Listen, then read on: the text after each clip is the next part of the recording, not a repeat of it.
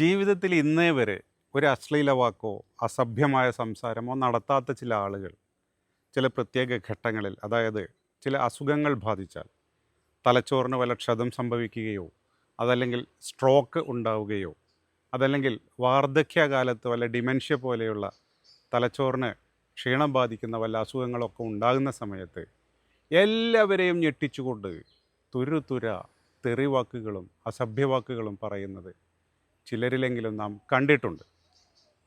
ഇതിൽ അകപ്പെടുന്ന കുടുംബങ്ങൾ അപമാന ഭാരത്താൽ തലതാഴ്ത്തേണ്ടി വരുന്നുണ്ട്. പലപ്പോഴും ഈ രോഗിയെ വെറുക്കാറുണ്ട്. ഇത് വല്ലാത്ത കഠിനമായ പ്രയാസമുള്ള ഒരു കാലഘട്ടമാണ് ഇത്തരം കുടുംബങ്ങളെ സംബന്ധിച്ചിടത്തോളം. ഇത് യഥാർത്ഥത്തിൽ ഈ രോഗി ബോധപൂർവം ചെയ്യുന്നതാണോ എന്നാണ് പലരും ധരിച്ചു വച്ചിട്ടുള്ളത്. എന്നാൽ അങ്ങനെയല്ല. ഇത് ബോധപൂർവം ചെയ്യുന്നതല്ല. ഇത് ഒരു രോഗാവസ്ഥയാണ്. ഈ രോഗിയുടെ തലച്ചോറിലെ ചില ഭാഗങ്ങൾക്ക് സംഭവിക്കുന്ന തകരാറ് മൂലമാണ് ഈ രോഗമുണ്ടാകുന്നത്. ഈ രോഗത്തിൻ്റെ പേര് കോപ്രോലാലിയ എന്നാണ്. ഈ വാക്ക് ഗ്രീക്കിൽ നിന്ന് വന്നതാണ്. ഇതിൻ്റെ അർത്ഥം തന്നെ മോശപ്പെട്ട സംസാരം, വിസർജ്യ വാക്കുകൾ എന്നൊക്കെയാണ്. ചിലരിൽ അസഭ്യ വാക്കുകൾക്ക് പകരം അസഭ്യമായ അശ്ലീലമായ ചേഷ്ടകളാണ് കാണിക്കാറുള്ളത്. ചില രോഗികൾ മറ്റുള്ളവരെ അവഹേളിക്കുന്ന രീതിയിലുള്ള ചേഷ്ടകൾ കാണിക്കും. ഇതിൻ്റെ പേര് കോപ്രോപ്രാക്സിയ എന്നാണ്. അശ്ലീല പദങ്ങളാകാം, അല്ലെങ്കിൽ തൊട്ട് മുമ്പിൽ വരുന്ന ആളുകളെ അവഹേളിക്കുന്ന രീതിയിലുള്ള പലതുമാകാം, അവരെ കളിയാക്കിക്കൊണ്ടുള്ളതാകാം. ഇതൊക്കെ കേൾക്കുന്നവരെ ഒരു പക്ഷേ ദേഷ്യം പിടിപ്പിക്കും. ഒരിക്കലും അരുത്. ഇത്തരം രോഗികളോട് വേണ്ടത് സഹതാപമാണ്. നമ്മുടെ തലച്ചോറിൽ ഒരു ഇൻഹിബിറ്ററി മെക്കാനിസം ഉണ്ട്. ഇൻഹിബിറ്ററി മെക്കാനിസം എന്ന് വെച്ചാൽ പരസ്യമായോ സന്ദർഭത്തിനനുസരിച്ചല്ലാത്തതോ ആയ കാര്യങ്ങൾ, ചെയ്തുകൂടാത്ത കാര്യങ്ങൾ എന്ത് എന്ന് തിരിച്ചറിയുന്ന ഒരു മെക്കാനിസമുണ്ട്. തലച്ചോറിൻ്റെ ചില ഭാഗങ്ങളാണ് നമ്മളോട് ഇത്തരം പ്രവൃത്തികളിൽ ഏർപ്പെടരുത് എന്ന് പറയുന്നത്. ഇതിൽ പ്രധാനപ്പെട്ടത് തലച്ചോറിലെ ആൻറ്റീരിയർ സിങ്കുലേറ്റ് കോർട്ടെക്സ് എന്ന ഭാഗമാണ്. തെറ്റായത് എന്താണ് എന്ന് നമ്മളോട് വിളിച്ചു പറയുന്നത്, അത് ചെയ്യരുതെന്ന് പറയുന്നത് ഈ ഭാഗമാണ്. ഇത്തരം രോഗികളുടെ ബ്രെയിൻ പഠനവിധേയമാക്കിയപ്പോൾ ഒരു MRI എടുത്തു നോക്കിയപ്പോൾ ഈ ആൻറ്റീരിയർ സിങ്കുലേറ്റ് കോർട്ടെക്സ് എന്ന ഭാഗത്തും മോട്ടോർ ആൻഡ് ലിംബിക് ഏരിയ എന്ന ഭാഗത്തുമൊക്കെ ഇത്തരം പ്രവണതകൾ വരുന്ന സമയത്ത്, അതായത് ഇത്തരം ചീത്ത വാക്കുകൾ ഈ രോഗിയിൽ നിന്ന് പുറത്തു വരുന്ന സമയത്ത് ഈ ഭാഗങ്ങളിൽ വളരെ കൂടിയ രീതിയിലുള്ള ഹൈപ്പർ ആക്ടിവിറ്റി ശ്രദ്ധയിൽപ്പെട്ടു.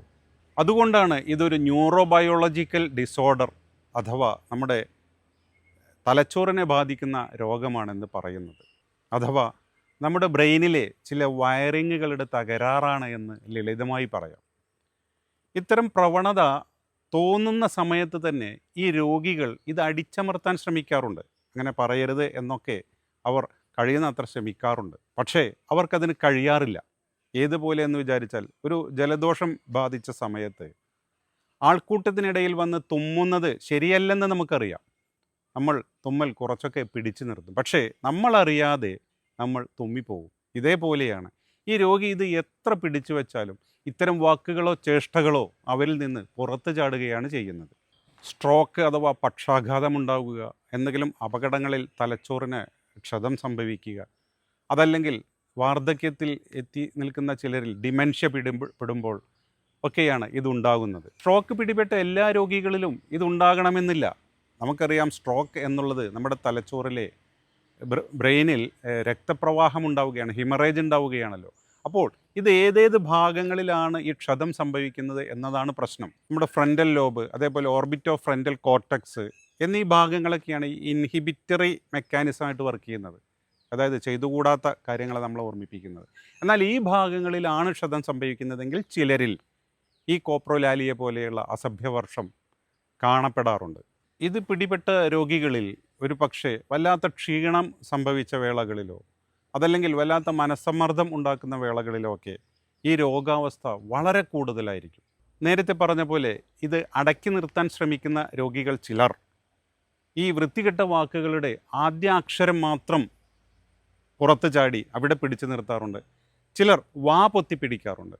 ഇതിൽ നിന്നൊക്കെ ഈ രോഗി സഹാനുഭൂതി അർഹിക്കുന്ന ആളാണെന്ന് നമുക്കറിയാം. കാരണം ഇത് അയാൾ മനഃപൂർവ്വം ചെയ്യുന്നതല്ല. ചില രോഗികൾ പറയാറുള്ളത്, ഇത്തരം വാക്കുകൾ വരുന്നത് തന്നെ അവർക്കറിയാം.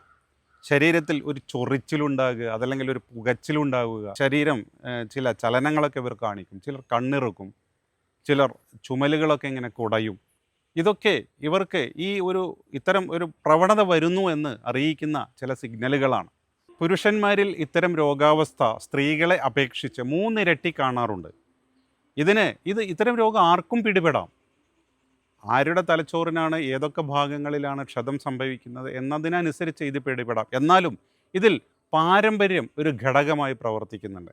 ചില ജീനുകളുടെ വകഭേദങ്ങളാണ് ഈ രോഗങ്ങൾ ഉണ്ടാക്കുന്നുണ്ട് എന്ന് കണ്ടെത്തിയിട്ടുണ്ട്. ഏതെങ്കിലും സന്ദർശകർ വരുമ്പോഴോ അല്ലെങ്കിൽ വെളിയിൽ ആരെങ്കിലുമൊക്കെ കാണുമ്പോഴാണ് ഇത്തരം അപശബ്ദങ്ങളും ഇത്തരം വേണ്ടാത്ത വാക്കുകളുമൊക്കെ രോഗികൾ പറയാറുള്ളത്. എന്നാൽ ഇതിനാദ്യമേ തന്നെ കുടുംബങ്ങളെ നന്നായി ബോധവൽക്കരിക്കേണ്ട ഒരു ആവശ്യമുണ്ട്. കുടുംബങ്ങളെ വിളിച്ചിരുത്തി അവർക്കൊരു ഗ്രൂപ്പ് കൗൺസിലിംഗ് നൽകണം. ഇതിൻ്റെ യഥാർത്ഥ കാരണമറിയാതെ പലപ്പോഴും രോഗികളോട് കോപിക്കുകയും അവരെ ശിക്ഷിക്കുകയും ഒക്കെ ചെയ്യുന്ന കേസുകളുണ്ട്. ഒരു ഗ്രൂപ്പ് കൗൺസിലിംഗ് നൽകുന്നത് രോഗിക്ക് ഒരുപാട് നല്ല ഗുണങ്ങൾ ഉണ്ടാകാൻ കാരണമാകും. കാരണം ഈ രോഗി അറിയാതെ ചെയ്യുന്ന ഈ പ്രവൃത്തിക്ക് രോഗിയുടെ നേരെ തിരിഞ്ഞ് അദ്ദേഹത്തെ തിരിച്ച് ചീത്ത പറഞ്ഞ് അല്ലെങ്കിൽ അദ്ദേഹത്തെ ശിക്ഷിച്ചാൽ ഈ രോഗിയുടെ മനസ്സമ്മർദ്ദം കൂടുകയാണ് ഉണ്ടാവുക.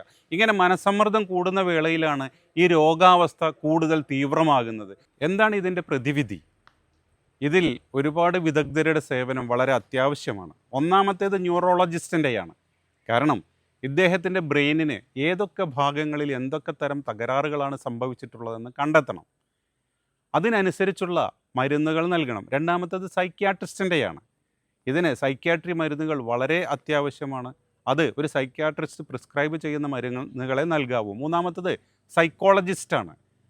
ഈ സൈക്കോളജിസ്റ്റാണ് ഇദ്ദേഹത്തിന് ഈ റിലാക്സേഷൻ തെറാപ്പി, അതല്ലെങ്കിൽ മെഡിറ്റേഷൻ, അല്ലെങ്കിൽ മൈൻഡ്ഫുൾനെസ് എന്നിവയൊക്കെ കൗൺസിലിംഗ് ചെയ്ത് നൽകേണ്ടത്. യോഗ പോലെയുള്ള ഒരുപാട് ശാരീരിക അധ്വാനങ്ങൾ ഈ രോഗിയുടെ മനസ്സമ്മർദ്ദം കുറയ്ക്കാൻ വളരെ സഹായകരമാണ്. അടുത്തതായി ഒരു സ്പീച്ച് ലാംഗ്വേജ് തെറാപ്പിസ്റ്റിൻ്റെ സേവനവും വളരെ അത്യാവശ്യമായിരിക്കും. കാരണം ഇത് വരുന്നത് ഈ ടിക് ഡിസോർഡർ എന്ന് പറയുന്ന, അതായത് നമ്മുടെ ശരീരത്തിൽ നമ്മൾക്ക് നിയന്ത്രണമില്ലാത്ത ചില ചലനങ്ങളോ അല്ലെങ്കിൽ വോക്കൽ ടിക്സ്, നമുക്ക് നിയന്ത്രണങ്ങളില്ലാത്ത വാക്കുകളൊക്കെ പുറത്തു ചാടുന്ന യഥാർത്ഥത്തിൽ ഈ കോപ്രോലാലിയയുടെ ഭാഗമാണോ എന്ന് ഉറപ്പിക്കാൻ ഒരു സ്പീച്ച് ലാംഗ്വേജ് തെറാപ്പിസ്റ്റിൻ്റെ സേവനം കൂടി വളരെ അത്യാവശ്യമാണ്. ഇത്തരം കാര്യങ്ങൾ വരുമ്പോൾ അതിൽ നിന്ന് ശ്രദ്ധ തിരിക്കാൻ വേണ്ടി ഈ രോഗി എന്തെല്ലാമാണ് ചെയ്യേണ്ടത് എന്ന് നിർദ്ദേശിക്കേണ്ടതും ഇവിടെ വളരെ അത്യാവശ്യമാണ്. അതുകൊണ്ട് ഇത്തരം രോഗികൾ കുടുംബത്തിലുള്ളവർ പ്രത്യേകം ഓർക്കുക, അവർ വല്ലാത്ത സഹാനുഭൂതി അർഹിക്കുന്ന ആളുകളാണ്. Okay, thank you.